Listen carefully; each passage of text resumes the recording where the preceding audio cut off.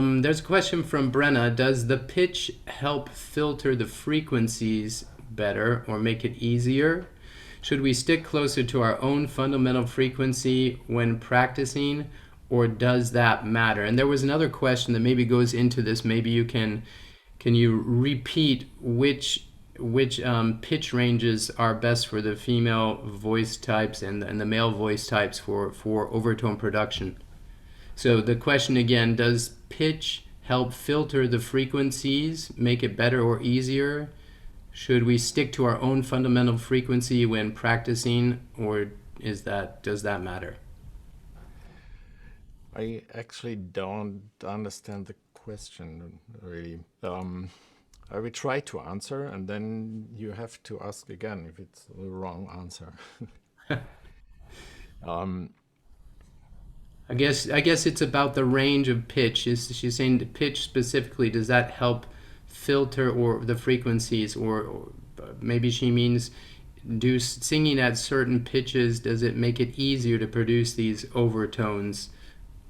And you mentioned that in your presentation that for the female voice there's a range, a pitch range that is where it's easier to produce and tune the overtones. yes, if we are speaking about overtone singing technique, then this is the range where you can amplify overtones. And which overtones are in this range is depending on the fundamental. So from here to here, I amplify those overtones. If I sing higher pitches, then I have less overtones in this range here. Okay, is this one you've got the on this keyboard, the C5 is the middle C. Some I know there's sometimes C4 is middle C, or the C4 is the The middle C still, right? before the middle C, you can see it here on the score. Okay, so when that's how I go by it as well, but it just seems really high. So you're saying to produce or to sing the overtones, do you want to have the fundamental on the F5? Now, if you want to sing overtones, you have two things. First, you need the sound energy to amplify overtones in your throat. So to have a good fundamental sound production. So if I sing like, I cannot sing overtones because the overtones are soft. And the second thing is you need a certain amount of overtones to make a melody. And then you have a limit. Most singers can't go beyond number 12. Some singers can sing up to number 17 or something, but then the overtones get too dense to be separated. So you have this limit here on the overtone scale, and you have the limit of your voice production. I can hardly sing overtones on G2.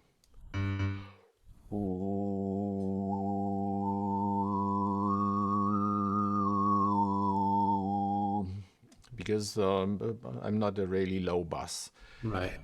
I get my best energy for overtone singing between C3 and C4.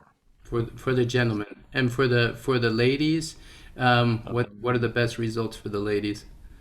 It depends. If you have a very low alto voice, you can go as low as F3, but most females end up at A3 as the lowest note, and then they can go up as high as they want, but they get less and less overtones they can Got it. amplify.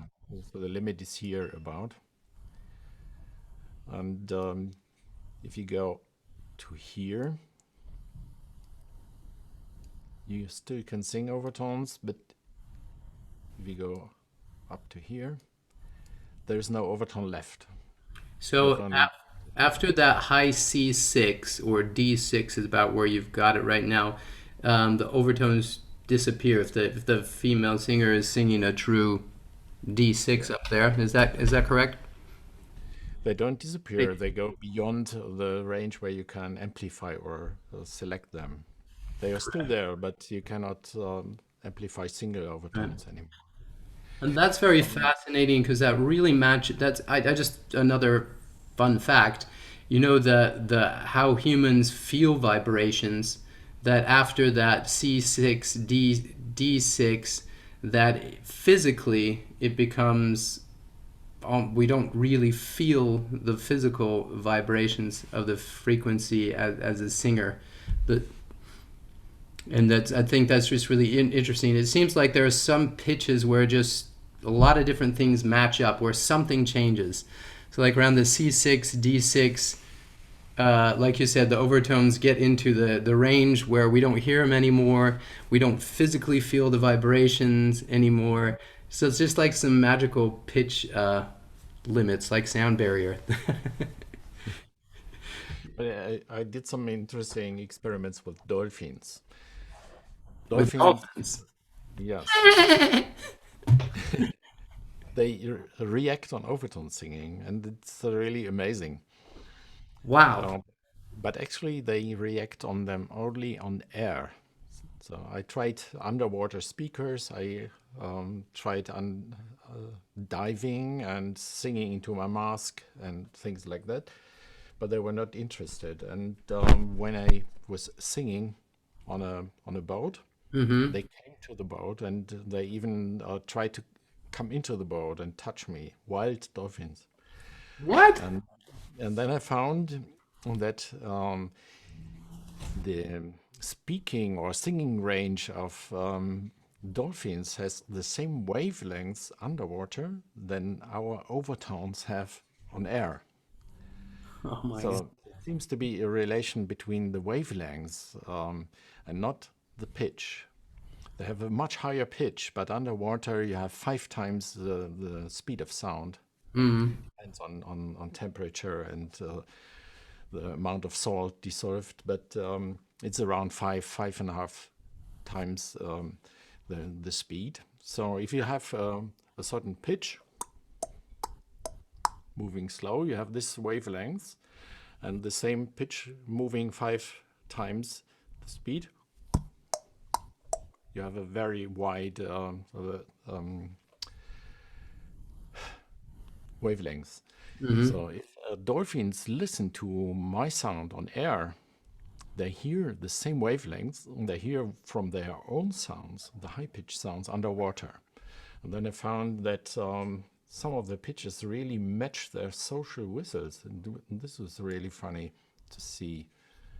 One moment. I have a picture somewhere. Next time I'm going with you. We're gonna go on a diving trip, and then we'll do some overtone singing and Yeah. call the dolphins. Let me see. No, not sure if I find this so quickly now. Yeah, I think that's crazy. The dolphins were trying to get in the boat with you. Yes, they came very close and touched my mouth with their mouth. Wild dolphins. Wild dolphins. Yeah. That is amazing.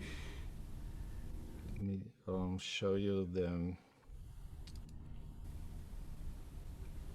diagram. I think it's. I didn't see it here, so no, it's the wrong one. One moment.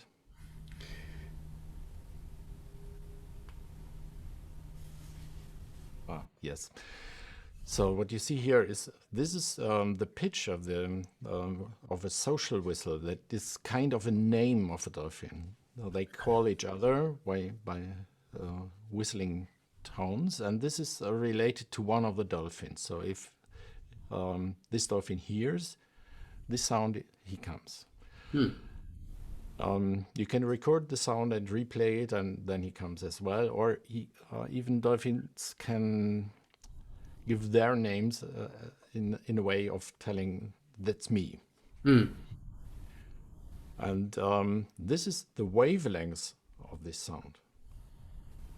When we hear this sound on air, the wavelength changes. If you play it underwater, Mm-hmm. you have a different wavelength. It's the same pitch, but I transformed it to the same wavelength that the dolphins hear underwater. And these are my overtones I sing. So obviously they are very close related. And I thought maybe I just, without knowing, called his name in wavelengths. Oh wow, well that's pretty cool. That's very cool. I love that. That's a fantastic story, and I'm serious. We definitely need to go diving. I'm on board for the next dolphin experiment. Hang on one second. I've got some. Or what I wanted to say is that wavelengths is a perception of sound that we don't develop. We are not used to feel wavelengths. But if you start singing overtones or and feeling the sound of the space around you, Mm-hmm. feel the resonance of the theater space, for example, then you can adjust your body resonance to the resonance of the room. This is another big experience. And then you actually experience resonance of wavelengths. It's related to the pitch, but you're not listening, you're feeling the sound then. Right. That's I know what you're saying, and I want to talk. We have to talk about that another time because there, if people know I've been a professional singer for a long time, and what I was always extremely sensitive to room acoustics and how it resonated in my body and my hearing. And I know some singers are also very sensitive to that, others not so much. But that would be such a great advantage to really be able to tune everything to each different space and hear this way, because it can really impact your performance if you walk into a new space and suddenly the way you feel and hear your own singing is completely different. You feel a bit lost, right? In the beginning, it's like, my voice, where'd it go? It's not working. Everything's the same, but the perception's so different. Is that what you're talking about there? Yes, I think so.